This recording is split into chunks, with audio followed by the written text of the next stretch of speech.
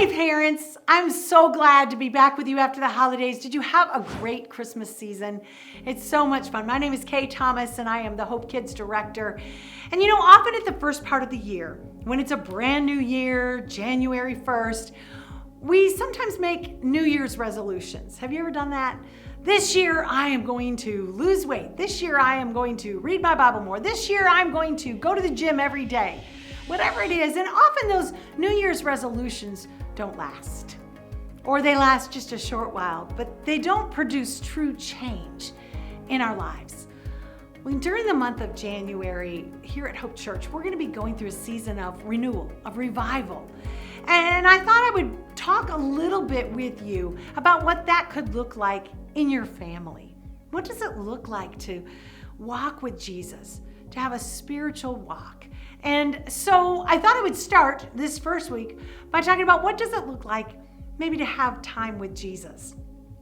Recently, our daughter and her husband had a baby, and so we kept our grandkids, 2 years old and 3 years old. And I was reminded again what it's like to have toddlers running around and how usually in the morning I can get up early enough to have my cup of coffee, sit with my Bible in my blue chair, and have a quiet time.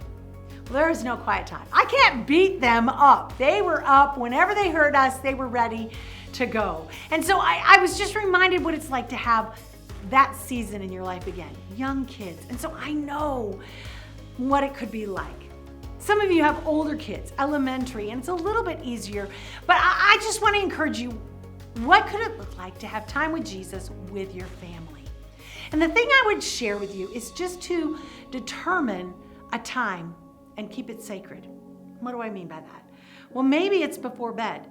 Maybe part of the rhythm of your family is, after supper, especially with your little ones, it's bath time, and then it's bedtime, you read stories. Well, what if you used that time to read the Bible?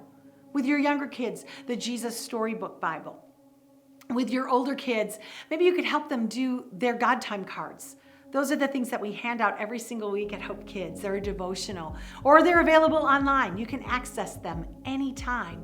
But what if you did that together as a family and carved out that time, and before bed every night, you read the Bible or you did the God time card, and then you spent a few minutes praying? See, often what I hear from parents is, I don't have time for quiet time. There's no time. And I get it. But what if you did it together?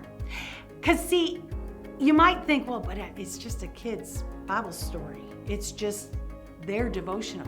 But wouldn't that be better than having no time at all?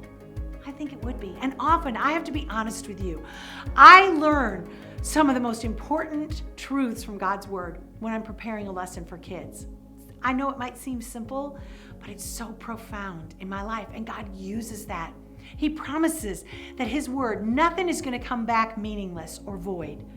And so even if it's a kid's storybook Bible or a parent cue or a God time card, God can still work in your heart. So I just really encourage you. The other thing that I want to share with you is I know it might not look like, okay, we all sat down. The kids are in my lap. We're reading the Bible. All is quiet. I know. They're running around the room. They're playing with their toys. You're going, hey, sit down. We're reading the Bible right now. And it's just crazy. It's okay. Because see, what you're doing in that moment is you're saying, this is important. You're setting a precedent. You're teaching a foundation for the future. And so even if they're all running around the room and you think, nobody is listening at all, this is insane, keep doing it. Night after night after night, keep doing it. Because what you're showing your kids is this is important. Time with Jesus is important. In our family, this is what we do. We want to walk with God. I promise you, you're building a foundation, and it matters.